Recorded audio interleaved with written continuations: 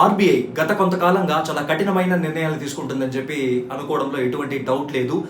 By the way, కస్టమర్స్కి అంతిమంగా మంచి జరిగితే చాలా సంతోషకరమైన విషయమే. సో మరి ఈ రోజు ఈ విషయం గురించి ఎందుకు మాట్లాడుకుంటున్నామంటే, కొత్తగా ఆర్బీఐ కోటక్ మహీంద్రా బ్యాంక్ పైన, వాటి యొక్క ట్రాన్సాక్షన్స్ పైన కొన్ని నిబంధనల్ని తీసుకురావడం జరిగింది.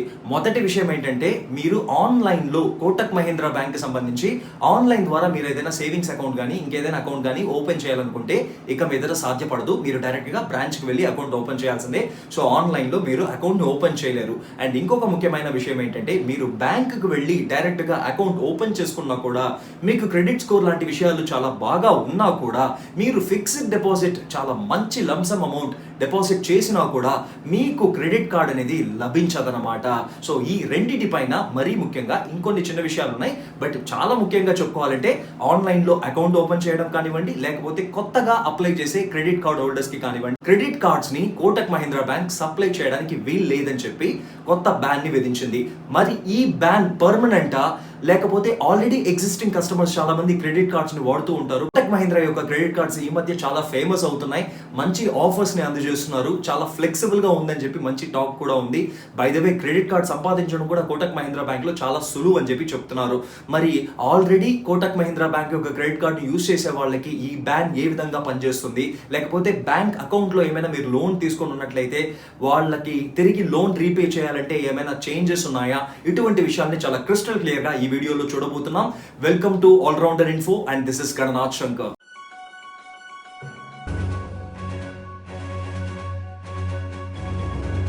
ఒకప్పుడు అకౌంట్ కనుక ఓపెన్ చేయాలంటే మనం డైరెక్ట్ గా బ్రాంచ్ ని విజిట్ చేయాలి. విజిట్ చేసిన వెంటనే అకౌంట్ ఓపెన్ చేస్తాడంటే కాదు. సో 1,00,000 డాక్యుమెంట్స్ అడుగుతారు. దాన్నే తర్వాత రోజుల్లో ఈజీగా చేస్తామని చెప్పి కేవైసీ, నో యువర్ కస్టమర్ అని చెప్పి డాక్యుమెంట్స్ ని సింప్లిఫై చేసాం. జస్ట్ మీ ఆధార్, పాన్ కార్డు ఉంటే సరిపోతుంది, మీకు అకౌంట్ ఓపెన్ చేసేస్తామని చెప్పారు. మరి ఇదంతా దాటి డిజిటల్ ఇండియా వైపు మనం అడుగులు వేస్తున్నప్పుడు, ప్రముఖంగా చెప్పుకోవాలంటే మన కోటక్ మహీంద్రా బ్యాంక్ ఈ డిజిటలైజేషన్ ని చాలా చక్కగా క్యాపిటలైజ్ చేసుకొని ఆన్లైన్ ద్వారానే మీరు చిటికలో విత్ ఇన్ మినిట్స్ నిజంగా మీరు బ్యాంకుకి రాకుండా అకౌంట్ని ఓపెన్ చేసుకోవచ్చు. అదే కోటక్ మహీంద్రా యొక్క 811 సేవింగ్స్ అకౌంట్ అని చెప్పి చాలా పాపులర్ ఇది. సో మీలో చాలా మందికి ఈ మెసేజ్ వచ్చిండొచ్చు, కోటక్ మహీంద్రా బ్యాంక్లో 811 సేవింగ్స్ బ్యాంక్స్ జస్ట్ చిటికలో బ్యాంకుకి విజిట్ చేయకుండా ఆన్లైన్లోనే ఓపెన్ చేసుకోవచ్చు అని చెప్పి చాలా మంది ఈ అడ్వర్టైజ్మెంట్ని కానివ్వండి, యూట్యూబ్ ఛానల్స్లో అడ్వర్టైజ్మెంట్స్ కానివ్వండి, లేకపోతే గూగుల్ సెర్చ్లో కూడా సో ఈ యాడ్స్ని మీరు చూసే ఉంటారు. అంత ఫేమస్ అయింది కోటక్ మహీంద్రా బ్యాంక్. మరి ఈ కోటక్ మహీంద్రా తీసుకొచ్చిన ఈ కొత్త రెవల్యూషన్ బ్రేక్ వేశారు ఆర్బీఐ. సరే, క్లియర్ గా చెప్పేస్తున్నాను, ఈ బ్రేక్ టెంపరరీ బ్రేక్ మాత్రమే, పర్మనెంట్ బ్రేక్ కాదు. సరే, ఈ టెంపరరీ బ్రేక్ ని కూడా అసలు ఆర్బీఐ ఎందుకు విధించాల్సి వచ్చింది కోటక్ మహీంద్రా బ్యాంక్ అంటే, వాళ్ళు ఆర్బీఐ సైడ్ నుంచి ఇస్తున్న వివరణ ఏంటంటే, గత 2 సంవత్సరాలుగా ఈ కోటక్ మహీంద్రా బ్యాంక్ యొక్క ట్రాన్సాక్షన్స్ ని మేము గమనిస్తూనే వస్తున్నాము.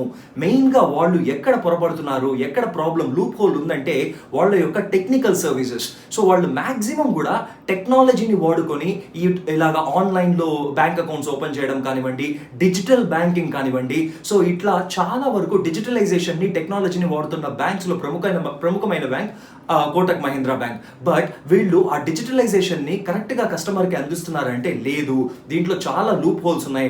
మరి ముఖ్యంగా చెప్పుకోవాలంటే, ఆన్లైన్ ద్వారా వీళ్ళు ఓపెన్ చేసే అకౌంట్స్ కి భద్రత లేకుండా ఉంది, అసలు సేఫ్టీ లేదు, డేటా అందుబాటులో, డేటా ఓపెన్ సోర్స్ లో ఉంది, ఓపెన్ గా అందుబాటులో ఉంది, డేటా యొక్క ప్రైవసీని వీళ్ళు కాపాడట్లేదు, టెక్నాలజీని సరిగ్గా వాడుకోలేకపోతున్నారు.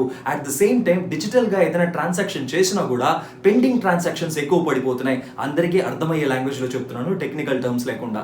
సో పెండింగ్ ట్రాన్సాక్షన్స్ ఎక్కువ పడుతున్నాయి. So digital transaction success rates కొంచెం తక్కువగా ఉన్నాయి. అరే, మీరు టెక్నాలజీని అప్డేట్ చేసుకోవాలి, సో మీరు ఇటువంటి విషయాల్ని పాటిస్తే ఇంకా ప్రాబ్లమ్స్ రావు, డేటా చోరీ అయ్యే అవకాశం ఉంది మీ బ్యాంక్ అకౌంట్స్ నుంచి, సో దాన్ని ప్రైవసీని కాపాడాలి అని చెప్పి ఎన్నిసార్లు మేము పర్సనల్గా, ఆర్బీఐ పర్సనల్గా బ్యాంక్కి సూచనలు చేసినా కూడా దాన్ని పట్టించుకోలేదు. కాబట్టి చివరికి చేసేది ఏమీ లేక ఈరోజు ఈ టెంపరరీ బ్యాన్ ని విధించడం జరిగింది. ఎస్, ఇది టెంపరరీ బ్యాన్ మాత్రమే. ఇది అకౌంట్స్ పైన మాత్రమే కాదు, క్రెడిట్ కార్డ్స్ కొత్తగా ఇష్యూ చేయడానికి కూడా ఇది టెంపరరీ బ్యాన్. సరే, టెంపరరీ బ్యాన్ ని ఎప్పుడు తీసేస్తారు, దీనికి ఏమైనా కాల పరిమితి ఉందా అంటే కాల పరిమితి ఏమీ లేదండి. సో ఒక పర్టిక్యులర్ టైం అని చెప్పి ఏమీ చెప్పకుండా ఆర్బీఐ ఇంకొకసారి ఆడిట్ నిర్వహిస్తుంది. డైరెక్ట్ గా కోటక్ మహీంద్రా బ్యాంక్ వెళ్ళి ఆడిట్ ని మేము కండక్ట్ చేస్తాము. ఈ ఆడిట్ లో మమ్మల్ని కనుక వాళ్ళు కన్విన్స్ చేయగలిగితే, ఈ ఆడిట్ తర్వాత మేము సాటిస్ఫై అయితే, లేకపోతే వాళ్ళ యొక్క ఫ్యూచర్ ప్లాన్స్ ప్రణాళిక గనక ఆర్బీఐకి చక్కగా సాటిస్ఫాక్షన్ అనిపిస్తే, సరే వీళ్ళంతా అప్డేట్ అవుతున్నారు, అప్గ్రేడ్ చేస్తున్నారు, సో డేటా థెఫ్ట్ ఉండదు, చోరీ జరగదు, at the same time digital transactions ని కూడా మెరుగుపరుచుకుంటారు అనే విధంగా మాకు నమ్మకం వచ్చినప్పుడు ఈ బ్యాన్ ని లిఫ్ట్ చేస్తాము. So that Kotak Mahindra bank యథావిధిగా వాళ్ళ యొక్క డిజిటల్ కస్టమర్స్ని ఆకర్షించవచ్చు, వెల్కమ్ చేయొచ్చు, క్రెడిట్ కార్డ్స్ని కూడా ఇష్యూ చేయొచ్చు అని చెప్పి. సో ఇందులో మనం గమనించాల్సిన విషయం ఏంటంటే, ఆర్బీఐ ఒక రకంగా ఇండైరెక్ట్గా కోటక్ మహీంద్రా బ్యాంక్కి కితాబు ఇచ్చిందని చెప్పుకోవాలి. పనిష్మెంట్, ఒక చెవిని పిండుతూ ఇంకొక చెవిలో ఒక చక్కని న్యూస్ని కూడా చెప్పారు. అదేనండి, డిజిటల్ బ్యాంకింగ్లో మీరు దూసుకుపోతున్నారు, మీరు కస్టమర్స్ని చాలా వరకు ఆకర్షిస్తున్నారు అని చెప్పి చెప్పకుండానే ఒక వైపు చెవిని పిండుతూ ఇంకొక చెవిలో సన్నాయి మేడం అంటారో ఏమంటారో తెలియదు, సో బట్ చక్కగా చెప్పారనమాట. సో ఆ మంచి విషయాన్ని, రైట్ ఇయర్లో చెప్పిన మంచి విషయాన్ని బుర్రకెక్కించుకొని కోటక్ మహీంద్రా బ్యాంక్ కనుక ఆడిట్లో సక్సెస్ఫుల్గా వాళ్ళని వాళ్ళు ప్రూవ్ చేయగలిగితే, ఇది వరకులాగా ఇంకా చెప్పాలంటే ఇంకా కూడా మెరుగ్గా కోటక్ మహీంద్రా బ్యాంక్ యొక్క ట్రాన్సాక్షన్స్ కానివ్వండి, సర్వీసెస్ని కానివ్వండి, మన కస్టమర్స్కి అందించే ఒక అద్భుత అవకాశంగా దీన్ని వాళ్ళు భావించాలి.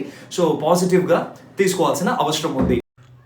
ఇకపోతే చాలా ముఖ్యమైన విషయం ఏంటంటే, ఇది వరకే కస్టమర్స్గా మీరు ఉన్నట్లయితే కోటక్ మహీంద్రా బ్యాంక్లో మీకు ఈ బ్యాన్ అనేది వర్తించదు.